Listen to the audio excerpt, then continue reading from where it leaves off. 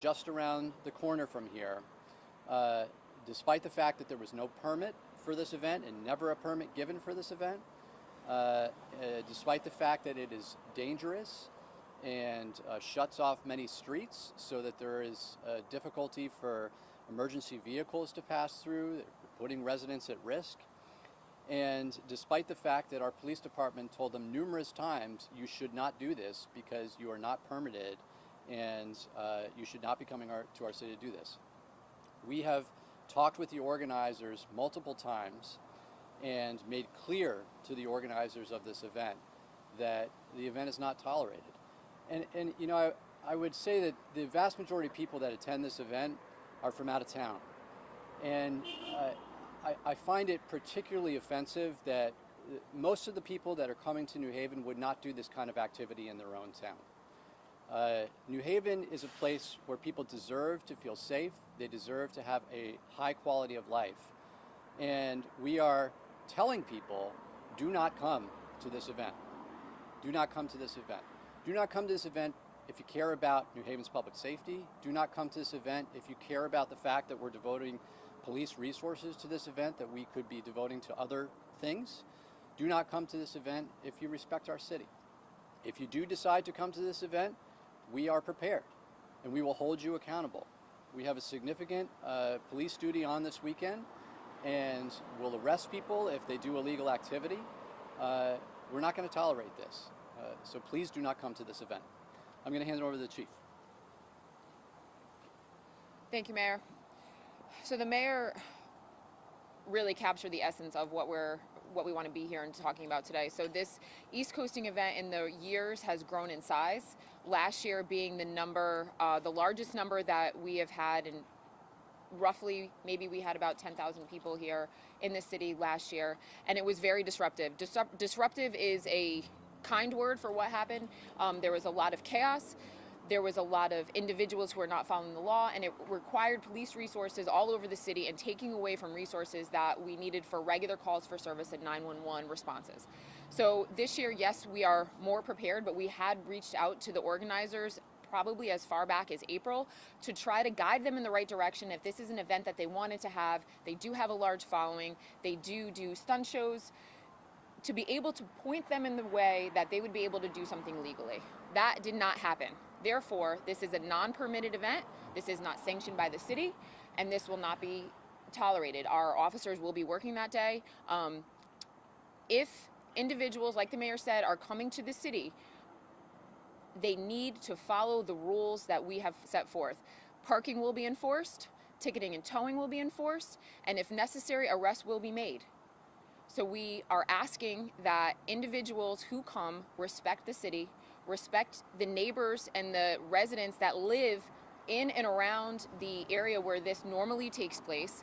Also, there are many businesses along the route that the individuals come through and ride through and potentially perform their stunts at. We have a port here. We have large tankers who need to get in and out. There are business that happens every single day in these areas that need to continue, and we do not want to see the disruption that we have seen for many years only increasing happen again on Saturday. Any questions? Chief, can you talk a little bit about the organizers saying, oh no, this event is happening? Have they just ignored you in your conversations, or you, Mr. Mayor? We have been very clear. I personally, along with Chief Jacobson and Lieutenant Rankowitz behind me, have met with the organizers numerous times. Lieutenant Rankowitz has met even more than I have met to try to be able to say, these are the ways that you go about doing this, and to not have this event, and yet it is still posted on their social media that this event is going to happen. So in terms of ignoring our ask to do it the legal way, yes, we have been talking to them. We have been very, very blunt about it not occurring if it cannot occur legally. So the fact that they're still going forward and organizing this event, they're disregarding our ask. What would be legal in your view, or by city guidelines, what would be legal, a way that they could hold this event? there's proper permits. So there's permits and insurance that the city requires depending on the type of event that they're going to have. The number of the event, if they're going to have music, if it's going to be a stunt show. There's a lot that goes into that. And we began having these conversations with them early enough that we believe they would have been able to go ahead and get the proper permitting and insurance that would be required in order to have the event legally. Yes. They didn't do that, or you denied it? They did not do that. I think we need to be clear here, though. We told them last year that they were not allowed to have the event, and they went forward and did it, and it had a huge impact on our city and the resources. This is a group that doesn't care about the law, doesn't care about getting permits. And if this group had a track record where they actually worked with us and didn't have a significant impact on the city, things would be quite different. I had a very lengthy phone conversation with Mr. Canestri, one of the people that's organizing this event. And the answer, my response to this idea that, oh, the city's not working with us, is not trying to give us a permit, you have a track record of not cooperating with the city. And for us to have many conversations with you about why this is having a negative impact on our city, and then you to still just flagrantly go against what is good for our city and what the police department has said, what's wrong with you? We have so many challenges in this time. We have challenges within a pandemic, with increase in violence in our community, with incredible economic problems. And someone that just says, I don't care about what the police say, I'm just going to do this anyways, I just question what's wrong with that person. Mayor, you mentioned a significant police detail, so for you and the chief, what does that mean? How many police officers will be assigned to this, and will they be stationed on Forbes Avenue, or where will they actually be? So we'll have multiple, we're putting together the detail right now. So the number of officers I don't have for you, but it will be a large number of officers that we're having to be able to properly staff and to keep our officers safe, to keep the community safe, and then to also keep any participants that do decide, even after us saying here today that this is not a permitted event, to come to keep them safe. We will be obviously in the area where the event will be taking place over here on Forbes Avenue, and then we will also be prepared for if we have the group move any place, so we'll have officers ready to be able to address and not pull our resources. We want to make sure that we're thinking about safety first and foremost for everybody. Chief, can you just send them home? I mean, if they show up, can you just send them home and say, no, there's no event, goodbye? Well, that's our hope, right? So that's what we're doing here today. We're saying that the event is not here, and individuals who come, you cannot park here, you cannot be here, you cannot, but we don't know the numbers that we're looking at, so we are prepared to stop the event on Saturday. Was anyone arrested at last year's event, and if so, what kinds of activity are you arrested for? That's all. So for this event, we're looking for anything, motor vehicle violations, we're looking for parking violations, we're looking potentially for the ordinance violations. We would be looking for any criminal activity all the way up to inciting a riot. If there's violent activity that causes, with more than 6 people, like there are certain laws that may have not thought to fit into a situation like this that do fit. So we have been in contact with the state's attorney as to what we can charge and making sure we're charging appropriately. And if we need to charge, we will. If we need to charge after the fact, we will do that as well. Was anyone arrested last year? We did warrants for several individuals last year after the fact, yes. So yes. Yes. To the larger issue of dirt bikes and riding in New Haven, it is a culture here, and some people will engage in it within the law. So what would you say to the general culture of what you'd like to see proper dirt bike ATV activity in New Haven? So you cannot legally ride a dirt bike or an ATV because they're unregistered and they can't be registered, so it's not legal to ride in the city. So ideally you would see None. none? It's disruptive. When groups of ATVs and dirt bikes come through the city, they come through in large numbers. We've had numerous citizens call being terrified because they've been surrounded. Whether the intention are to surround and to terrify people, that is what happens. So perception is reality. And also we've had incidents where rocks have been thrown and vehicles have been damaged along the way of the ATV and dirt bikes. Now that's a small number of what is anticipated for tomorrow. Tomorrow is motorcycles that normally come, but there is a group of ATV riders and dirt bike riders that will join, but it's less of a percentage that we're anticipating seeing. Mr. Mayor, there's nothing you can do, or is there, with hotels who rent rooms to people who are supposed to be here before the event? My understanding is we can't prohibit hotels from renting to someone. Yeah. I would like to respond to the question about this dirt bike and ATV riding being part of the culture here. You knock on, and I challenge you to knock on doors in New Haven in any neighborhood, and you're going to find 9 out of 10 people saying, "This is not our culture. This is not safe. We do not want this happening in our city, in any neighborhood." And there are many, many people that come to New Haven to ride dirt bikes and ATVs. So it's not a New Haven problem. This is a challenge that many cities on the East Coast are dealing with.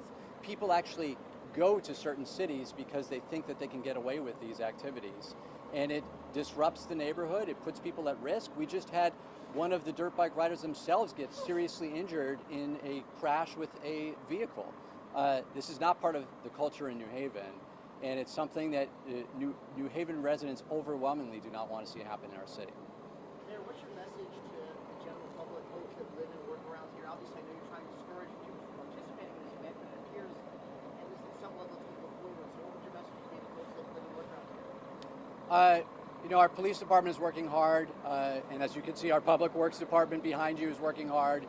There's many departments that are trying to keep residents safe, and we have strategized a lot based on our lessons learned last year, and we'll be working to keep people safe.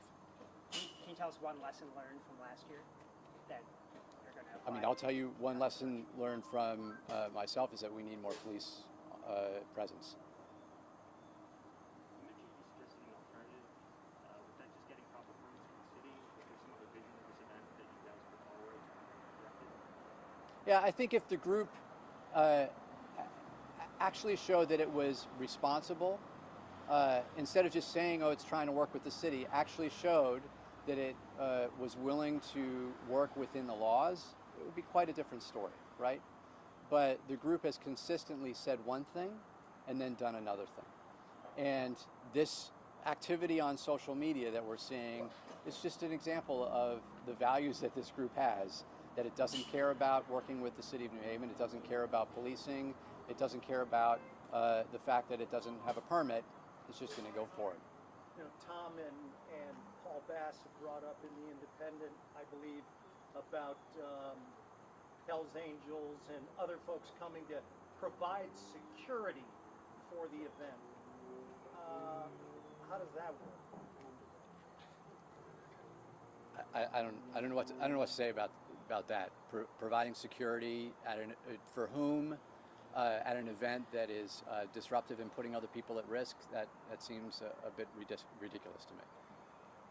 Is there any expected road closures or temporary parking centers in the area that's Do you want to?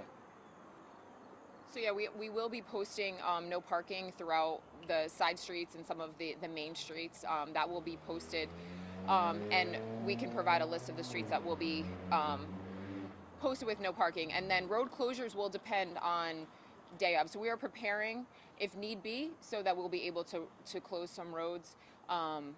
But as of right now, it's the no parking that will be, emergency order will be posted for no parking on numerous of the side streets to be able to keep the community that it resides on those streets to not be disrupted or to minimize the disruption.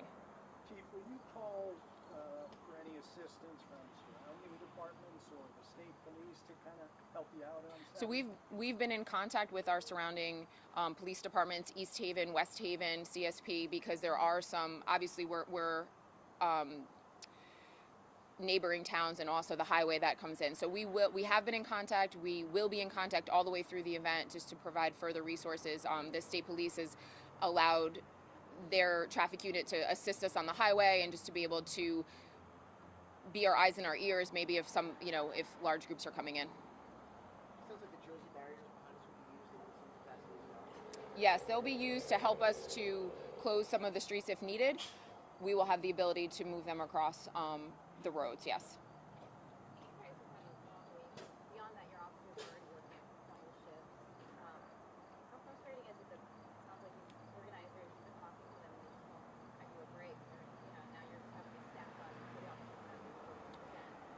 It's extremely frustrating. We had a conversation with the organizers on Monday, and we said our officers are grieving. Our officers are hurting. Our officers are dealing with a wake and a funeral Thursday and Friday. Have some compassion.